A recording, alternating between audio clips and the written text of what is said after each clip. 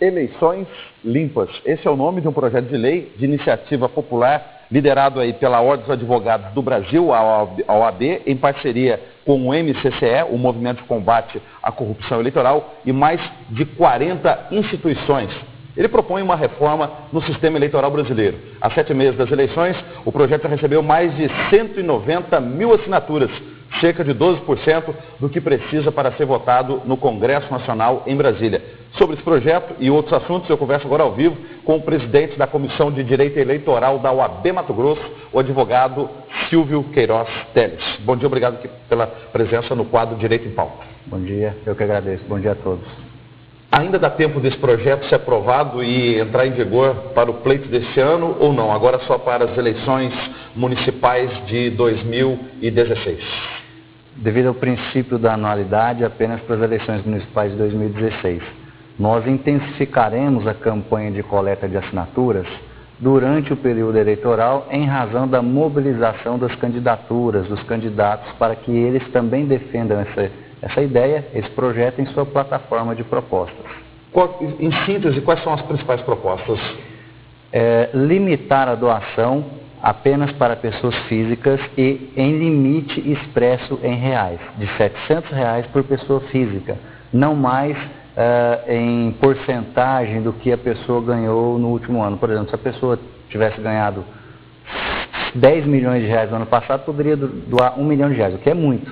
Isso porque a OAB entende, o MCCE, essas 40 instituições, de que é complicado empresas doarem dinheiro para a campanha eleitoral para a polícia. O que torna isso um sistema viciado e prejudicial à democracia?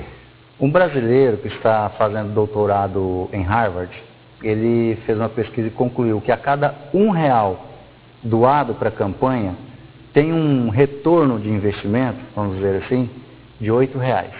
Então ele doa, a cada R$1 que ele doa para uma campanha eleitoral, quando aquele candidato ganha, é diplomado, é empossado, a contratação e o pagamento superfaturado de R$8 para cada R$1 gasto. Então, os processos licitatórios são viciados e é garantida a vitória daquele empresário. Ou seja, na visão de vocês do movimento, desse movimento nacional, é de que quando empresa privada doa dinheiro para a política em campanha eleitoral, está aí um nascedouro provável de um processo de corrupção, é isso? Muito provavelmente.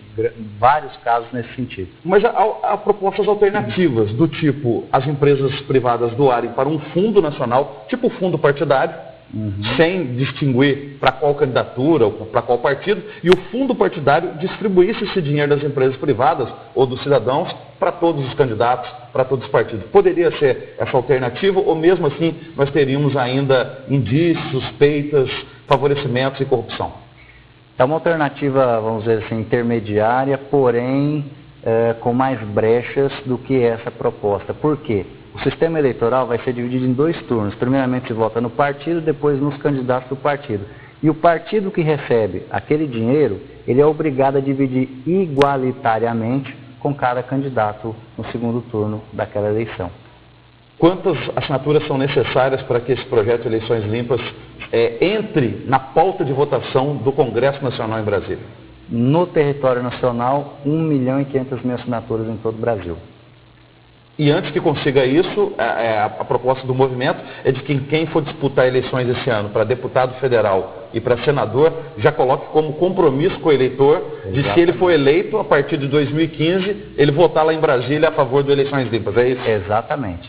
Vamos aproveitar essa mobilidade para que ele implante em suas propostas o projeto de eleições limpas. Agora, para as eleições desse ano, já que o eleições limpas provavelmente fique para 2016, nós temos algumas, vamos dizer assim, determinações.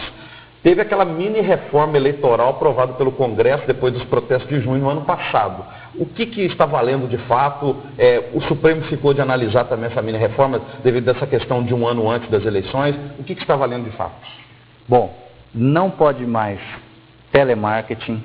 A linguagem de sinais é obrigatória nos debates eleitorais. Nós temos a questão de que enquetes e sondagens também ficou proibido, ou se faz pesquisa ou não se faz pesquisa. Tem que preencher todos os requisitos de uma pesquisa sob pena de multa de R$53.000 a R$106.000. E interessante que nós tivemos um pequeno avanço com relação à limitação do número de cabos eleitorais. Ficou definido assim: em municípios com até 30 mil eleitores, é permitido 1% desse eleitorado como contratação de cabos eleitorais. Então, 300 cabos eleitorais. Em todo e qualquer município que exceda a esses 30 mil eleitores, é permitido um cabo eleitoral para cada 1.000 eleitores. Vamos pegar Cuiabá como exemplo e simbolizar que tenhamos 300 mil eleitores. Então, nós temos a base de cálculo desses 30 mil eleitores, 1%, 300.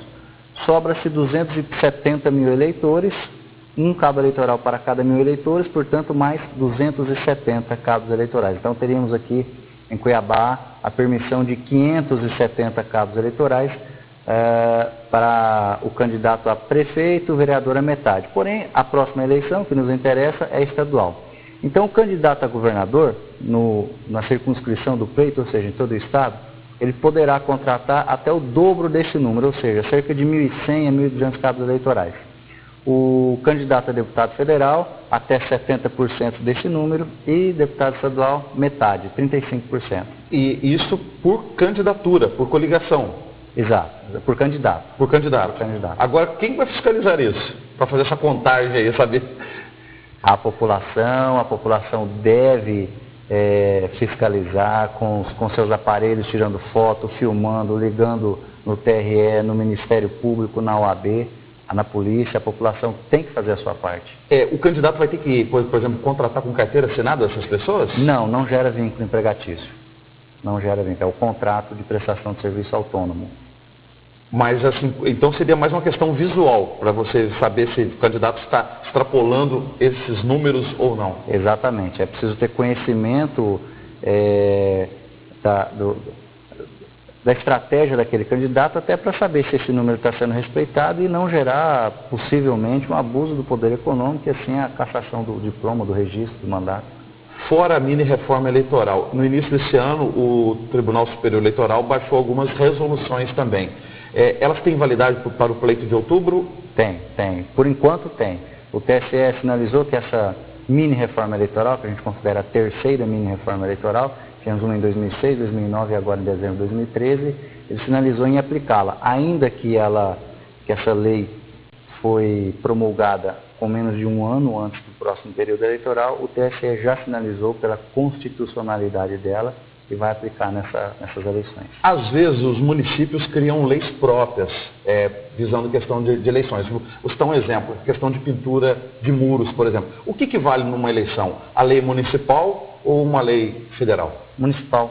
A legislação eleitoral faz os seus norteamentos e deixa explícito que a lei municipal prevalece, no caso do plano de postura do município, questão de não atrapalhar o trânsito, porque o município é quem conhece as suas peculiaridades, os seus detalhes.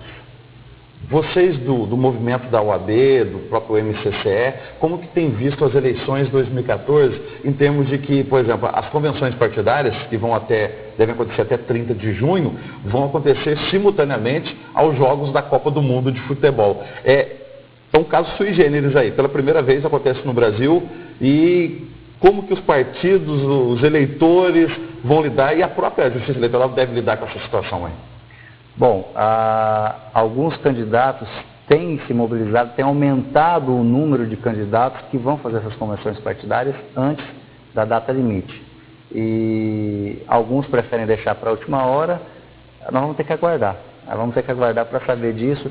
Essas eleições vão ser as mais judicializadas da história, porque a cada ano que se passa, a cada eleição, a disputa do mandato, a disputa das eleições tem focado mais na justiça do que nas urnas propriamente dito. Ou seja, não basta ganhar o voto do eleitor, é preciso também ganhar o processo na justiça eleitoral, é isso aí? Exatamente, na urna e na justiça. Muito obrigado pela sua presença ao vivo, bom dia. Eu que agradeço, bom dia, parabéns Cuiabá.